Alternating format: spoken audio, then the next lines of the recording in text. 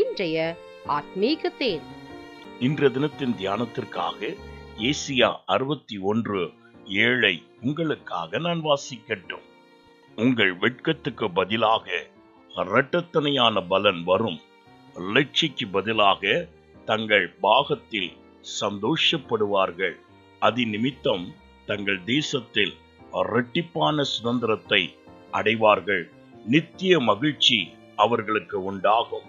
ஆம் பிரியமானவர்களே, என் தேவனாகிய கர்த்தர் உங்களோடு இருக்கின்றார். நீதிமான்கள் பெருகினால் அந்த பட்டணம் களிகூரும். ஆம், கிறிஸ்தேசுவின் இரத்தத்தினால் கழுவப்பட்டு அவருடைய விலையேறப்பெற்ற வசனத்தினால் மீட்கப்பட்டு தூய ஆவியினால் முத்திரிக்கப்பட்டிருக்கிறதான நீதிமானாகிய உன் நிமித்தமாய் இந்த பட்டணம் களிகூற வேண்டும்.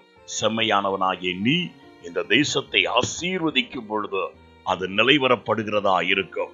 ஆனபடியால் இன்று தினத்திலும் என்னுடைய தேசத்தில் உள்ளதான அதிகாரத்தில் உள்ளவர்களுக்காக, ஆளுநர்களுக்காக நீ ஜெபிக்கின்றவனாயிரு.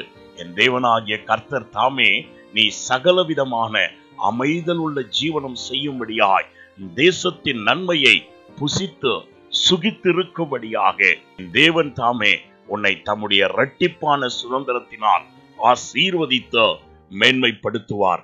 நீ எந்த இடத்திலெல்லாம் தலை குனிந்து வெட்கம் அடைந்தாயோ அந்த இடத்தில் நல் பலன் நீ அனுபவிக்கும்படியாக என் தேவன் உன்னை மேன்மை உள்ளவராய் நிறுத்துவார்.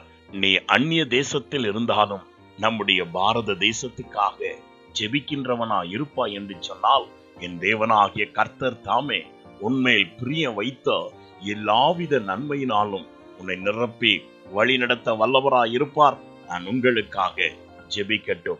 எங்களை அதிகமாய் நேசிக்கும் அன்புள்ள பிதாவே, இந்த நாளிலும் நீர் உம்முடைய பிள்ளைகளை விசேஷித்த வண்ணமாய் கண்ணோக்கி பார்த்து ஆசீர்வதிக்க வல்லவராய் இருக்கிறபடியால் நன்றி ஆண்டவரே.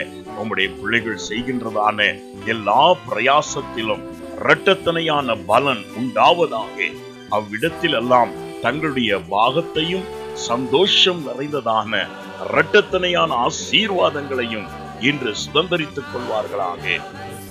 இயேசுவின் நாமத்தில் பிதாவே, ஆமென். God bless you.